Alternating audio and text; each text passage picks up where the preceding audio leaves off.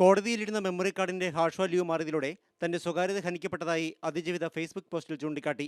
ഇരയ്ക്ക് നീതിയുടെ കരുത്തു പകരേണ്ട കോടതിയിൽ നിന്ന് ദുരനുഭവം ഉണ്ടാകുമ്പോൾ മുറിവേറ്റവർ തകരുകയും മുറിവേൽപ്പിച്ചവർ അഹങ്കരിക്കുകയുമാണെന്ന് അവർ ചൂണ്ടിക്കാട്ടുന്നു.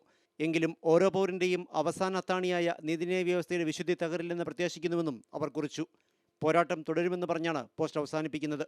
അതേസമയം അതിജീവിതയ്ക്ക് നീതി കിട്ടുമെന്ന പ്രതീക്ഷയില്ലെന്നായിരുന്നു ഹൈക്കോടതി മുൻ ജഡ്ജി ജസ്റ്റിസ് കമാൽ പാഷയുടെ പ്രതികരണം. മജിസ്ട്രേറ്റ് മെമ്മറി കാർഡ് കൃത്യമായ മാർഗങ്ങളിലൂടെ അല്ലാതെ പരിശോധിച്ചിട്ടുണ്ടെങ്കിൽ അത് നിയമവിരുദ്ധമാണെന്ന് അദ്ദേഹം ചൂണ്ടിക്കാട്ടി. ഹാഷ് വാല്യൂ മാറിയതിൽ നേരത്തെ അന്വേഷണം നടത്തേണ്ടതായിരുന്നു. ഒരു കാരണവശാലും ഇത്തരം കാര്യങ്ങൾ നടക്കാൻ പാടില്ലെന്ന് അദ്ദേഹം പ്രതികരിച്ചു. അതിന് എവിടെ നീതി കിട്ടുന്നത്? ഇപ്പൊ വീണ്ടും വീണ്ടും ഇതിനെ വീണ്ടും വീണ്ടും പീഡിപ്പിക്കുകയല്ലേ.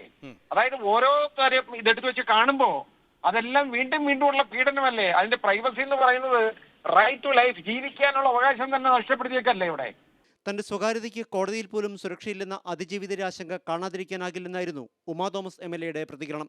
കോടതികളോട് സാധാരണക്കാർക്കുള്ള വിശ്വാസം നഷ്ടപ്പെടാൻ ഇടയാക്കരുത്. സംഭവത്തിൽ കോടതിയുടെ നേരിട്ടുള്ള മേൽനോട്ടത്തിൽ അന്വേഷണം പ്രഖ്യാപിച്ച് കുറ്റക്കാർക്കെതിരെ നടപടിയെടുക്കണമെന്നും ഉമാ തോമസ് ഫേസ്ബുക്ക് പോസ്റ്റിൽ ആവശ്യപ്പെട്ടു. മാതൃഭൂമി ന്യൂസ്, കൊച്ചി.